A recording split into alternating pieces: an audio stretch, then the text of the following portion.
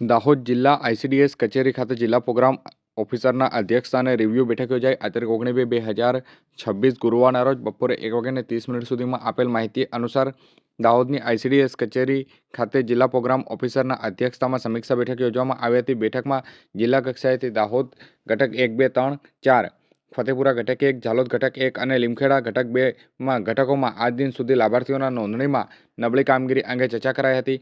નબળી કામગીરી ધરાવતા સેજાના મુખ્ય સેવિકા તેમજ સંબંધિત ઘટકોના સીડીપીઓને રૂબરૂ હાજર રાખી અને કામગીરીની વિગતવાર સમીક્ષા કરવામાં આવી હતી અને નોંધણી પ્રક્રિયા ઝડપથી પૂર્ણ કરવા જરૂરી સૂચનો આપવામાં આવ્યા હતા. આગામી સમયમાં લાભાર્થીઓનો નોંધણીમાં સુધારો લાવવા માટે તેમજ યોજનાનો લાભ યોગ્ય રીતે પહોંચે તે માટે સક્રિય કામગીરી કરવાની તાકીદ કરવામાં આવી હતી. બેઠકમાં વિભાગીય કામગીરીને વધુ અસરકારક બનાવવાના મુદ્દાઓ પર ચર્ચા કરી અને સમયબદ્ધ આયોજન સાથે કાર્ય કરવાની દિશામાં માર્ગદર્શન આપવામાં આવ્યું હતું.